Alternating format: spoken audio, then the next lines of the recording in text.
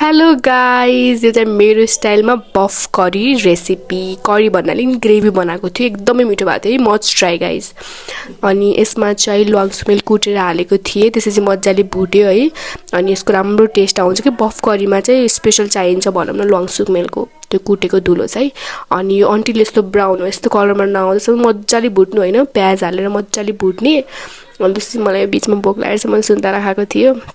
अनि त्यसपछि चाहिँ जिन्जर गार्लिकको पेस्ट हाल्ने अनि मजाले भुट्ने, यसको त्यो र स्मेल नजाँदासम्म होइन, मजाले भुट्ने। अनि त्यसपछि यसमा चाहिँ हामीले अब एड गर्ने टर्मरिक पाउडर, जिरा पाउडर, सल्ट, अब एज पर यो टेस्ट हजुरले कतिको चर्को खानुहुन्छ है त्यो अनुसारले।